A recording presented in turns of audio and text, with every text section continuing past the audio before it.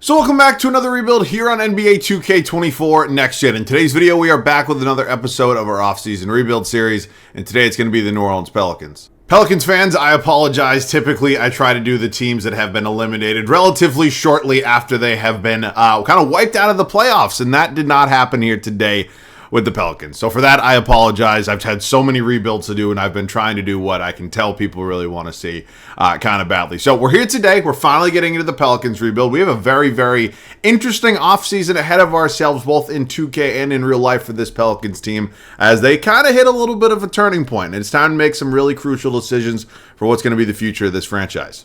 And finally, as always, let me know any other video ideas down below in the comment section. We only have 5 offseason rebuilds to go after this. I don't know which one we're going to do next. It really just depends who gets eliminated. You guys are actually seeing this Tuesday. I'm recording this Monday. You didn't get a video Monday because it was Memorial Day here in the U.S. But yeah, I don't know. Did the Celtics beat the Pacers last night? I hope so. Let's get into it. So as I mentioned, this offseason for the Pelicans, especially in real life, not talking about 2K here, is really a turning point in a really big offseason in terms of the future of this franchise. You know, Zion Williamson missed the entirety of the 4-game sweep the Pelicans got handed in the first round of the Western Conference playoffs, but he is clearly their best player. And Brandon Ingram, although is probably still, or was probably dealing with some injury stuff still, really didn't step up and really never came kind of to the moment when kind of called upon. So I don't know if they're going to move him. I think it's more and more likely a possibility that they do consider trading him, just because, again, he's 26 under contract. I think it makes sense timeline-wise, but I guess I'll just give you my thoughts on this team in its entirety. So CJ McCollum, he's an 86 overall, which is certainly nice to see. It looks like his overall has jumped up a few. My concern with him is the regression here in 2K. We all know damn well it's going to come. I don't know if it's going to be a trade now, a trade next season. I don't know. We're going to kind of take this and see what this game gives us. Jose Alvarado is certainly a serviceable backup point guard. I do want to get Dyson Daniels some, real minutes at some point in time, so we'll figure that one out, but Jose Alvarado is certainly a very serviceable option to back up CJ here. I'm a big Herb Jones fan. Many of you guys know that. I would like to start him today the entire time. I'm hoping that is a realistic possibility, but I love the contract. I love the way Herb Jones plays. I'd like to keep him here. Jordan Hawkins, the UConn product, 22 years old. He's a 74 overall. Again, we'd like to see him develop and hopefully be a solid contributor at some point in time throughout this video. Brandon Ingram, we just talked a little bit about him. I think Brandon Ingram is overall-wise a pretty good player.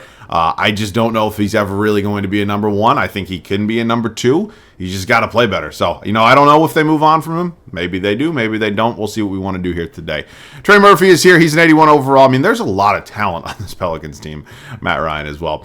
Zion, we know how good he is when he's healthy. The problem is that's when he's healthy, which is seemingly more rare than him actually being injured, which is unfortunate because nobody wants to see Zion Williamson go down as a what-if. Such a fun player to watch. Sucks. Najee Marshall, JRE, EJ Liddell, probably going to look to maybe get a little bit of an upgrade there. And then the center spot for me is an interesting one. Valanciunas is going to be entering free agency. Larry Nance Jr. and Cody Zeller are certainly not viable. Oh my God, what is going on? Just shave it off, buddy. That's okay. We're going to figure something out here at the center spot. So that is where we're at right now. Willie Green is here. I guess I'll hang on to Willie Green for now. He's not my favorite head coach in the world, but the ratings are pretty decent. Let's head up to the draft. We have the 21st overall pick, a pick that I am actually planning on using. I don't necessarily know who is going to be kind of a target for me, but we'll go ahead and take a look at the options. So here are the names that have kind of gone off the board so far. A couple guys kind of fell a little bit. All right, Jared McCain is here. I don't really need a point guard whatsoever. Zach Edey's still sitting. I've drafted Zach Edey a lot. Tyler Smith. Ryan Dunn. Yeah, I don't really know. Like, nobody here is jumping out at me. Who's Tyler Cornett? Is he related to Luke? He might be. All right. Is Jared McCain the best pick here? I mean, it's probably Zach Edey, but I've drafted him so much in these offseason rebuilds, so I'm not going to do that right now. But I also just really don't need a point guard, right? Like, that's not what I need. So, maybe I trade the pick. I didn't want to trade the pick, but honestly, I'm not in love with any of the names that are sitting there. I am curious. If I were to put up CJ in 21 overall, what are my options? Because weirdly enough, you sometimes get better offers in the draft, which is very, very strange.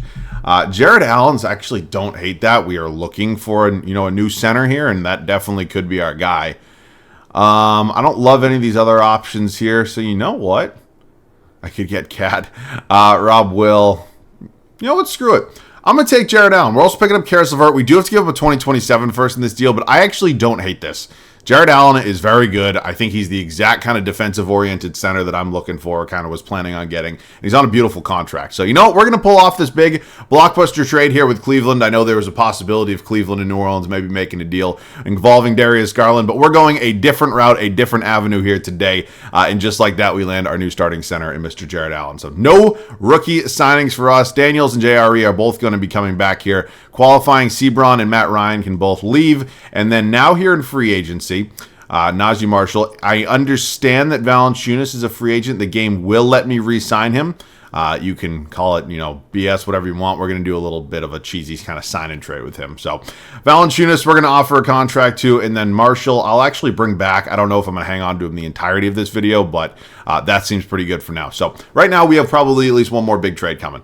We talked about how this was going to be possible, and it's going to come to reality right now. Another trade with the Cleveland Cavaliers, so we take away their starting point guard, we take away their starting center, and we give them our starting center and our starting point guard. So very interesting swap, but I guess both teams determined it just wasn't really working out, so I don't know, hypothetically call this a combined blockbuster. I don't really know.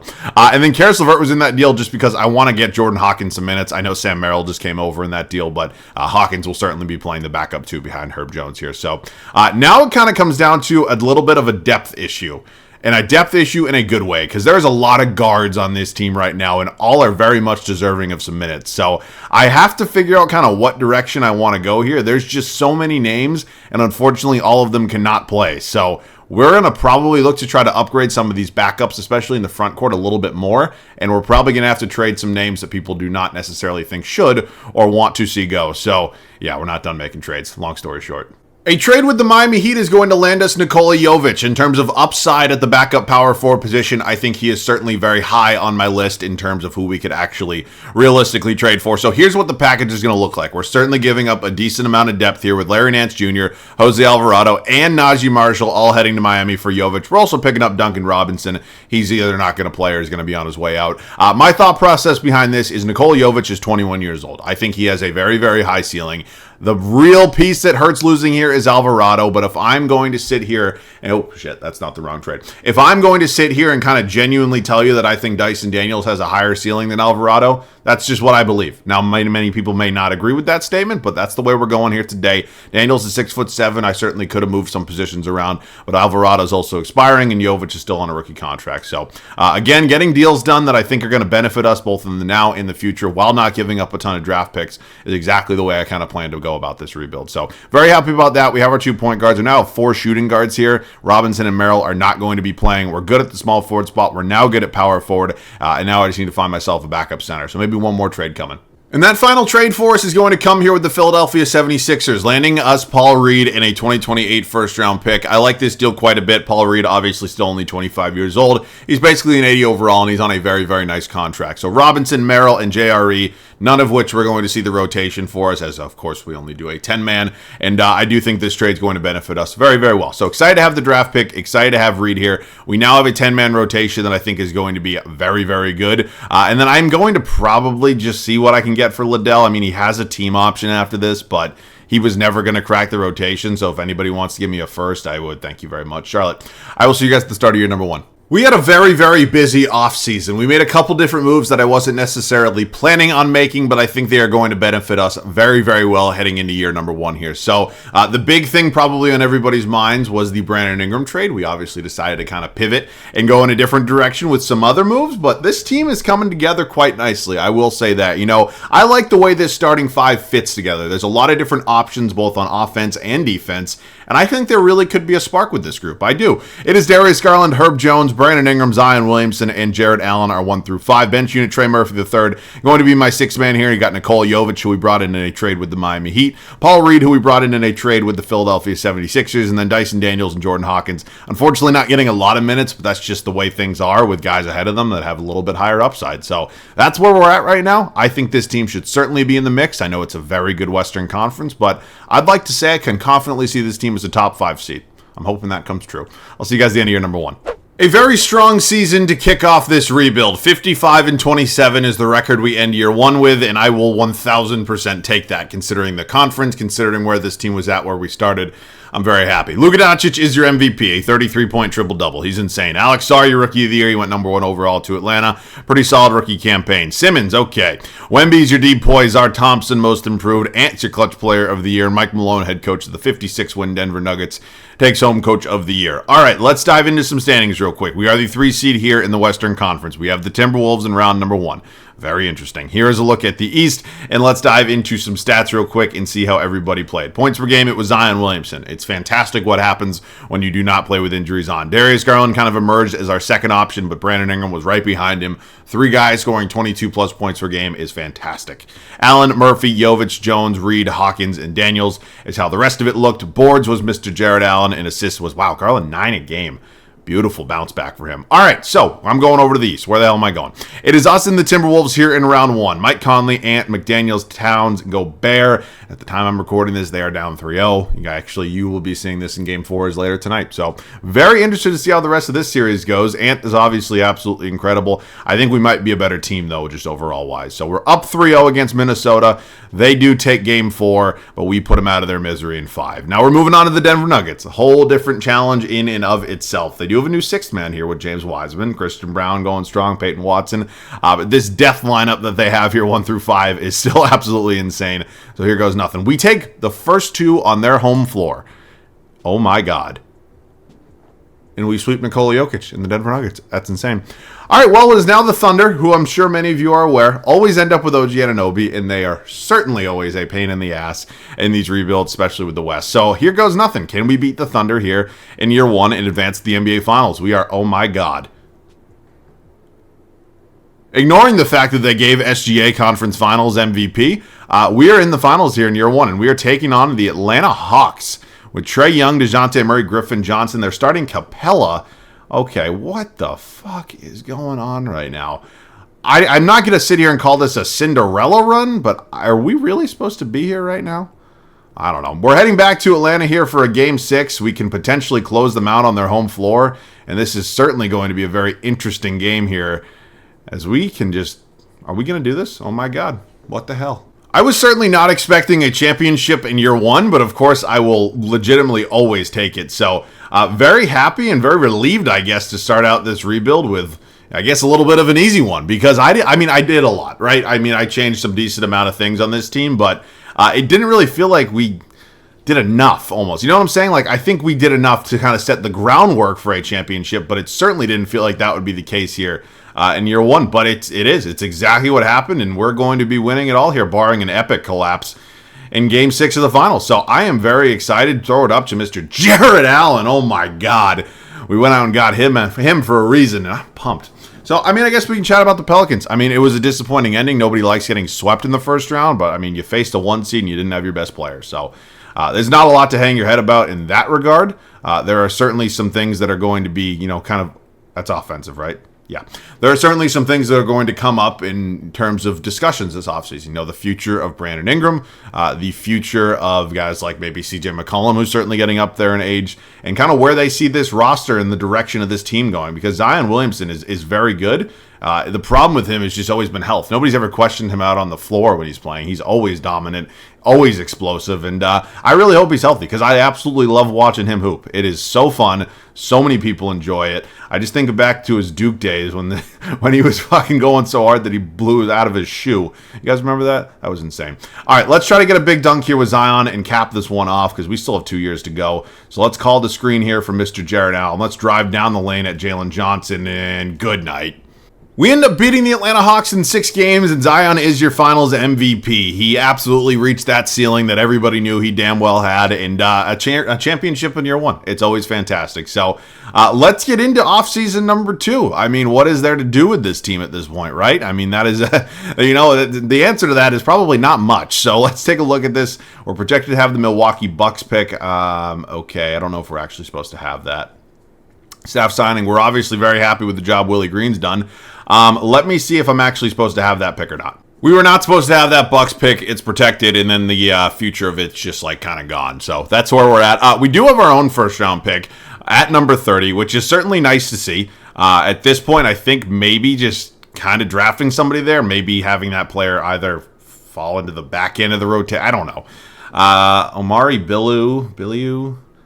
Xavier Booker? Why does that name kind of sound familiar? I'll take him. Why not? At a Michigan State. All right, so I don't know if Booker's ever going to actually play for us, but he's a 73 overall, and that's certainly not bad value with the last pick in the first round. Jovic, Daniels, Hawkins, all coming back. Beautiful. Trey Murphy, certainly want to qualify him.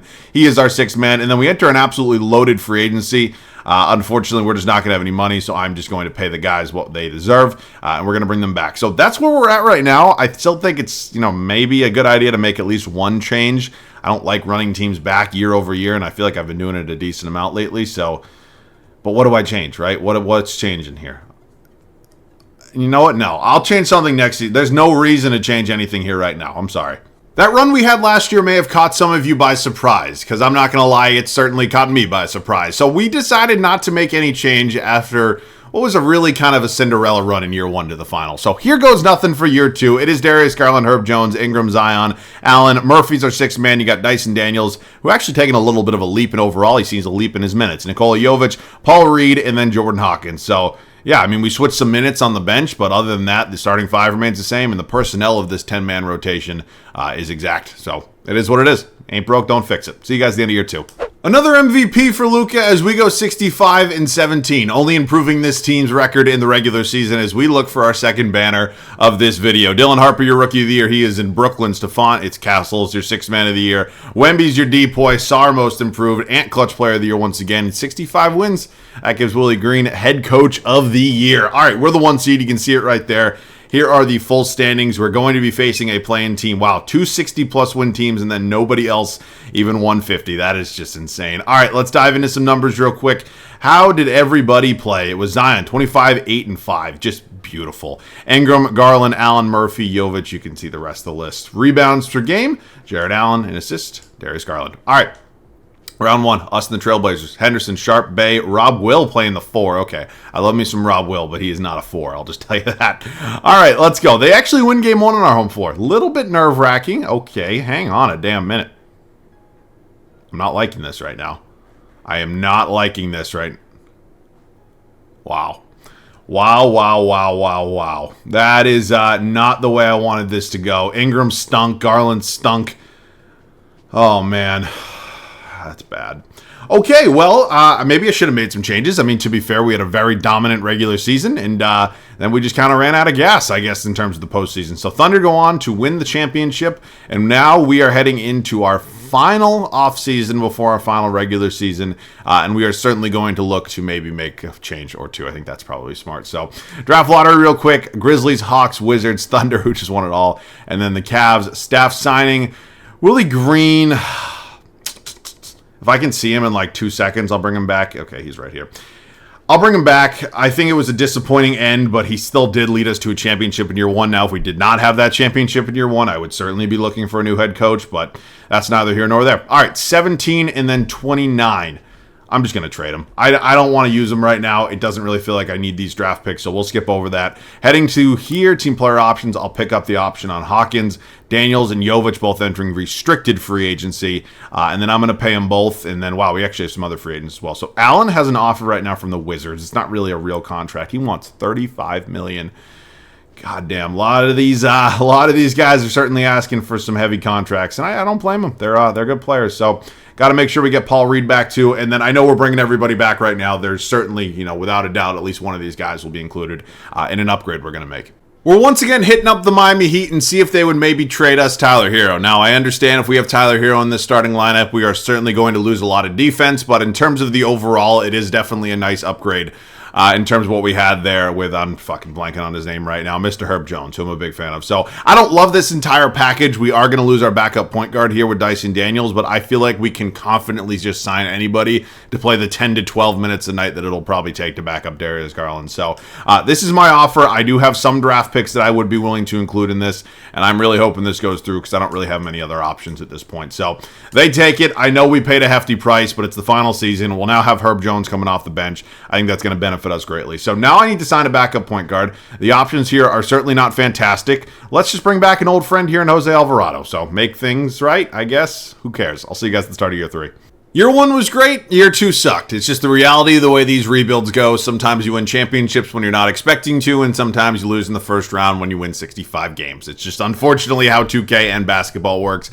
So we reset a little bit this offseason, made another big move, and added Tyler Hero to this group. Again, I understand we lost a lot of defense in the backcourt with Herb Jones, but we added even more offense here with Hero and a higher overall, which certainly plays into the 2K factor. So Garland and Hero now our new backcourt. Still got Ingram, still got Zion, still got Allen. Herb Jones moves into a bench role as our sixth man. Trey Murphy's still here. Nikola Jovic, Paul Reed, and then old friend, I guess, Alvarado, who went down a bunch of overalls, even though he's 28 years old. I mean, just God bless the stupidity of this fucking game. It makes no sense. I'll see you guys at the end of year three.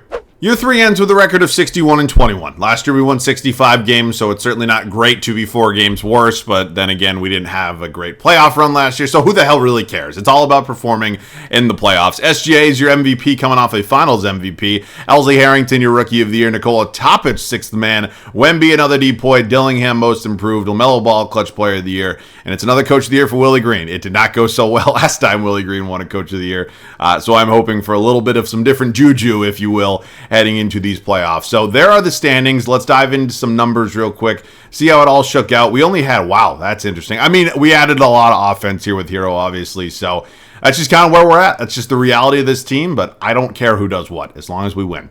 Minnesota in round one is certainly not the easiest matchup in the world. Ant is just an absolute superstar, and he has a pretty decent supporting cast, as we currently go up 2-0 on them. So good start. They do win game 3. Okay. 3-2. Don't do this to me. Fucking goddamn car alarm going off in the city. Oh, are you fucking shitting me? That sucks. That sucks. That sucks. I mean, there's no other way to... What the hell? Oh, man. That's absolutely insane. Okay, well, a very disappointing end. A very disappointing end. I don't want to sit here and say that I got ahead of myself with the Cinderella run we had in year one, but it certainly felt like we had enough at least to kind of make another deep playoff run, and that just didn't happen. So my bad, I guess, Pelicans fans, but if you could trade in a championship next year for then 2 years of first-round exits, I'm pretty sure you would probably do it. So that's it for me. As always, thanks so much for watching. I love you guys. I'll catch you guys all in the next one.